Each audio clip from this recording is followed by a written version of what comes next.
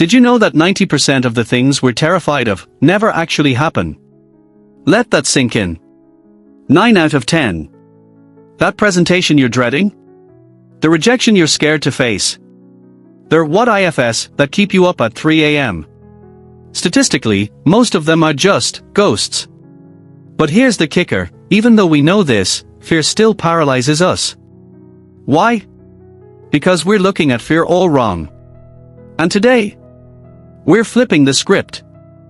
I almost didn't post my first video because of fear, and that hesitation cost me 10k subscribers. Raise the cost of not tackling fear. This isn't another face your fears pep talk. Nope. We're diving into 3 mind-blowing perspective shifts that'll make fear feel less like a monster, and more like a misunderstood ally. Hey, I get it. I used to cancel plans because social anxiety was my default RSVP. I'd avoid risks like they were spoilers for my favorite show. But then I stumbled onto a game changer. Fear isn't your enemy. It's just really bad at communication. Today, we're breaking down 3 shifts that rewired my brain, and can rewire yours too. Keycap 1: fear as a compass, not a cage. Keycap 2: fear as a storyteller, and why you're the editor.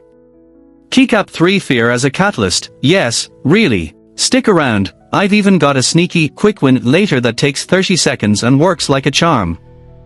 What if I told you fear isn't a stop sign, it's a GPS? Think about it, when's the last time you felt truly afraid of something that didn't matter? Pause, exactly. Fear highlights what you care about. Public speaking? You care about your ideas. Risking rejection? You care about connection. Fear is your values screaming for attention.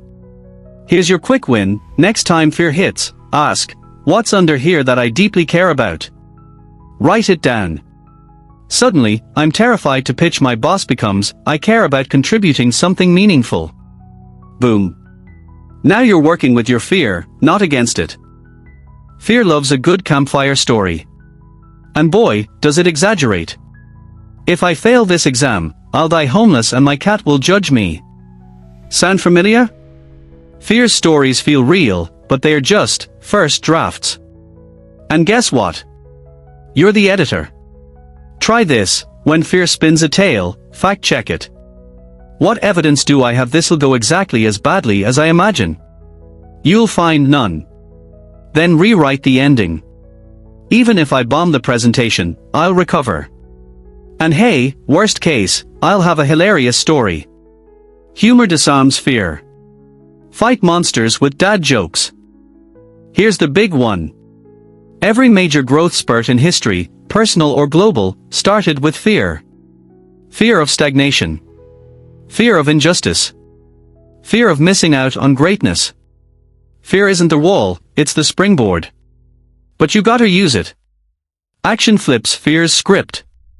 Scared to start that side hustle? Launch a terrible first version. Petrified of dating? Go on a practice date where your only goal is to make them laugh. Fear shrinks when you step toward it, even if you're shaking. Progress, not perfection. Every tiny action is a middle finger to fear. Stick around, shift number 3 is the one that changed everything for me, and it's not what you think. Comment to Ghostbusters below if you've ever overthought a fear. Let's see how many of us there are. So, ready to reframe your fear? Let's recap. Keycap 1: fear points you to what matters. Keycap 2: fear tells tall tales, edit them. Keycap 3: fear's energy can rocket you forward. Your homework. Pick one fear this week and apply a shift. Tag me in your stories, I wanna cheer you on. Oh, and that 90% stat. The other 10%. You're way more resilient than you think. But that's a story for next time. Smash that subscribe button if you're ready to make fear your sidekick next week.